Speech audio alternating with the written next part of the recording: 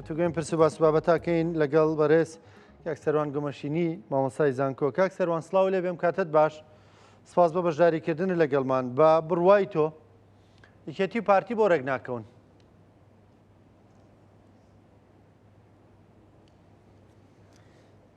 سڵاو کاکە مەکۆن، سڵاو لە بەڕێست و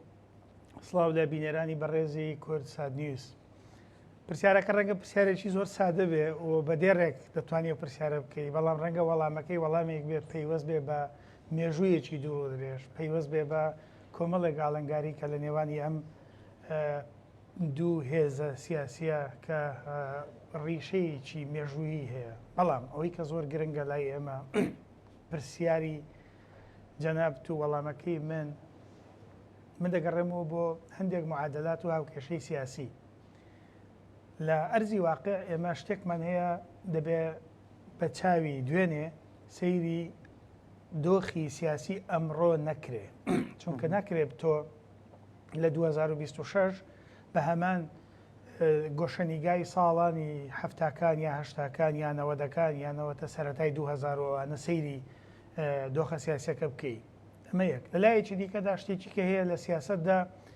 هاوتا ئەبێ ڕەچاو بکرێ، هاوتای سیاسی، هاوتای هێز، هاوتای پارتایەتی مەبەستم بە کاری حیزبی، کاری پارت و ئەحزابی سیاسی دەبێت ڕەچاو بکرێ. بەڕاستی لە دنیای سیاسی و لە ئەجێندای سیاسی مەسلەی تەمەن، مەسلەی باگراوندی ئەو کەسە کە بەرپرسیارەتی لە هەر شوێنێکەیە زۆر لە بەرچاو ناگیرێ، بەڵکو پلە و پێگە و پۆست و هاوتا سیاسەکەی لە بەرچاو دەگیرێ. واتە ئەلف کە سەرۆکی حیزبێکە دەبێ معاملە لەگەڵ با بکە کە بە هاوتا وەکو سەرۆکی حیزبێک مامەڵە بکە، نەک بەوەی من کە سەرۆکی حیزب بووم تۆ لەکوێ بووی. نەخێرەوە کارێکی نادروستە لە سیاست. ئێساش کە ڕێک ناکەوت من پێم وایە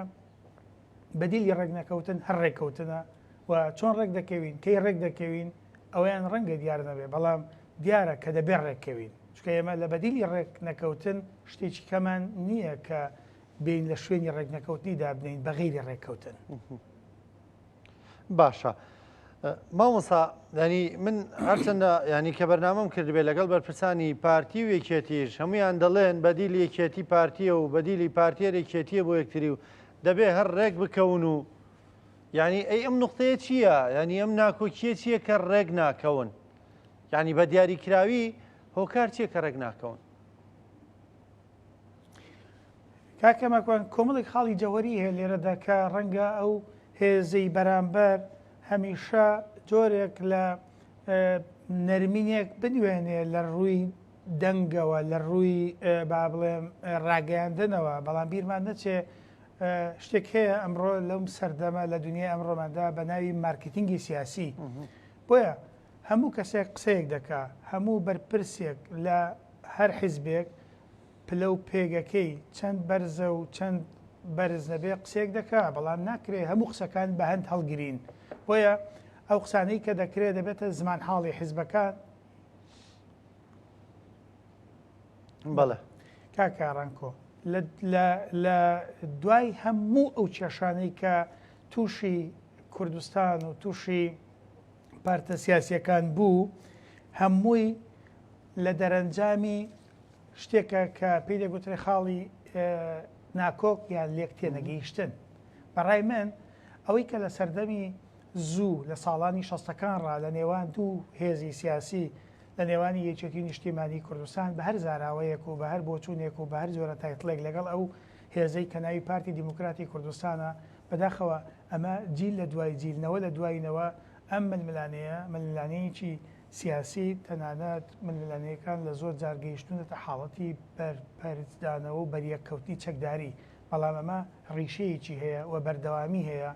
هەر کاتێک ئێمە لە ئاریشەیەک لە کێشەیەک لە مەشاکلێک دەردەچین، بەڵام مەشکیلە هەرە ڕئیسی و سەرچێکی ئێمە کە ئەم جیاوازی نێوان فکر و ئایدیا و بۆ چوونەکەمانە لەوە ناتوانین بینەوە. ئێمە زۆر جار هەوڵمان داوە وەکو کورد مامەڵە بکەین، بەڵام کاتێک تەماشا دەکەی لە ناو چوارچێوەی یا لە ناو تابلوی کوردایەتیش هەمیشە ڕەنگە حیزبەکانی تێدا دەرکەوتێتەوە. باشە مامۆستا، ینی ئەوەی کە بەڕێزت باسی دەکەی لە 60ەکان و ناکۆکیانە بەردەوامە، ئێمە چۆن وا بکەین ینی ئەم خۆناغە تێپەڕێنین قسە لەسەر ئێستا بکەین ئێستا ناکۆکیەکان یەکێتی پارتی لەسەر چییە چۆن ئێستاوا بکرێ یعنی وەکو دەڵێ لە ئێستەوە دەست پێ بکەین ینی مێژوو وەلا بنین ڕابردوو وەلا بنین ئەم دوو ێزا ڕاستە ناکۆکییان نەبوو بەڵام کارکردنی پێکەوەی یان نەمیشە پێکەوە بووە لە زۆر خۆناغدا پێکەوە چوونە تاڵبژارنەکانەوە ینی پێکەوە حکوومەتیان ئیدارە داوە پەرلەمانیان پێکەوە بووە پێکەوە ڕێکەوتنی استراتیژیانە بووە ینی ئێمە ئەم خاڵانەی ببینین ئەم دیوەشی ببینین و باز لە قۆناغی ئێستا بکەین بە بڕای تۆ ناکۆکیەکەیان ئەوەندە زۆرە کە ڕێک ناکەون هەمیشە خاڵە هاوبەشەکانمان زیاترن کاکڕانکۆ وەکو خاڵە جیاوازەکان بەڵام وەکو پێشتر باسم کرد بەردەوام ئیش لەسەر قوڵکردنەوەی خاڵە ناکۆچیەکان کراوە ئەجینا یەکێتی نیشتیمانی کوردستان و پارتی دیموکراتی کوردستان بەرپرسیارێکی زۆر مێژوویان لەسەر ئەستۆیە مەسئولێتێکی گەورەیان لەسەر شانە دەبێت لە ئاستی ئەو بەرپرسیارەتە بێت لە ساڵانی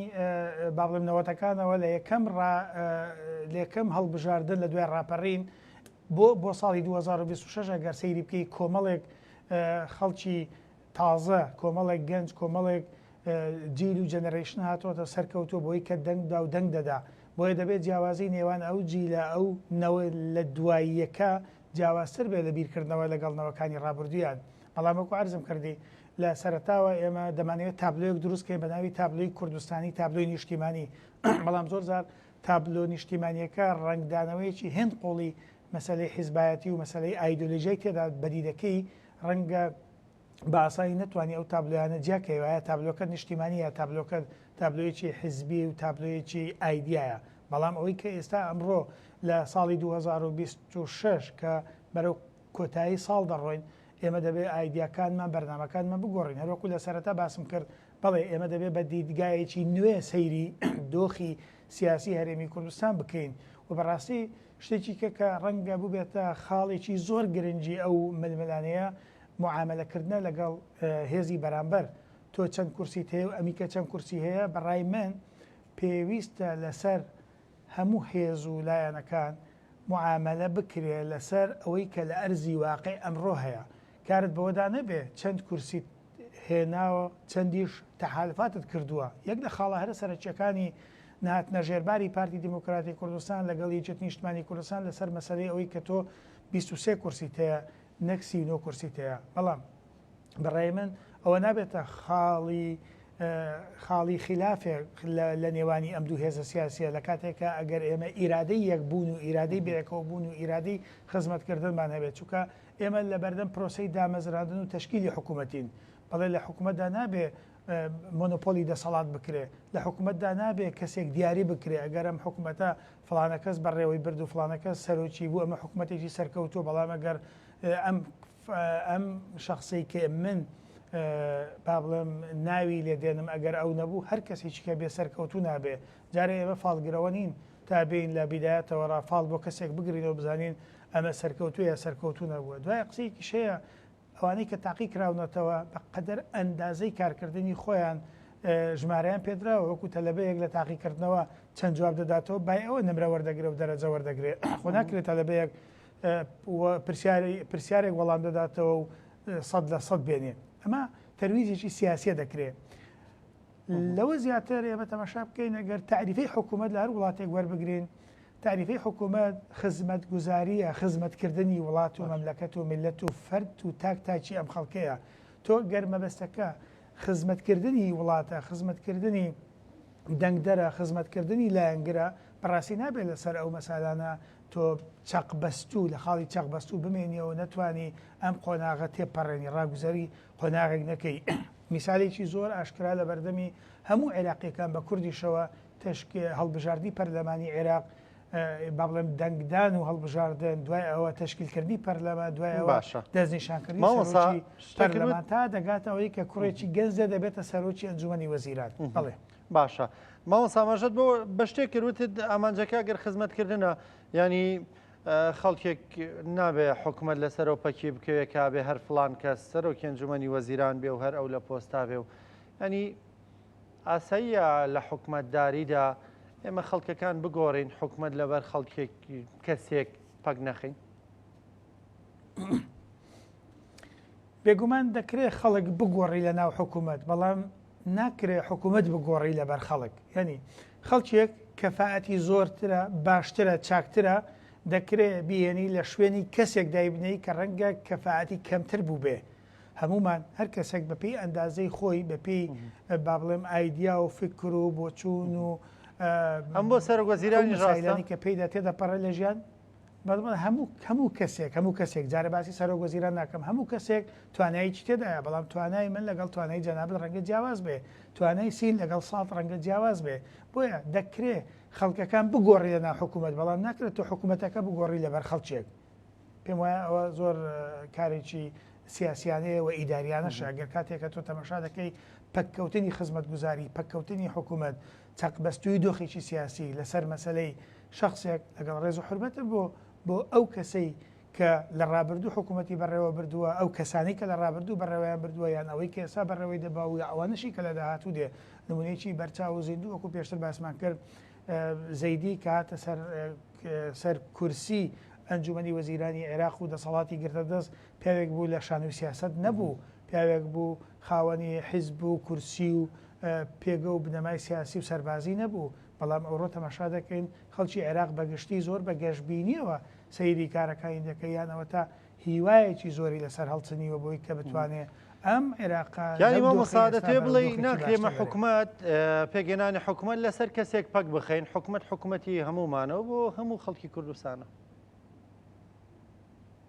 بەڵێ بێگومان سپاس دەکەم دو پرسیارمەوەیە فەرموو بەڵێ ینی هەرەوە دەکەم بە دو پرسیار ئەگەر حکوومەت پێک نێنین ئێمە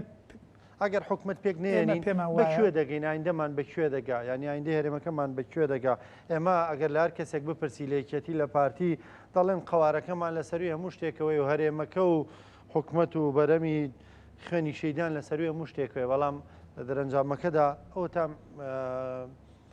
ئەوە دەبینین ینی حکوومەتمان نییە پەرلەمانمان نییە ئەمە بەکوێمان دەگەینێ بێگومان نەبوونی حکوومەت واتە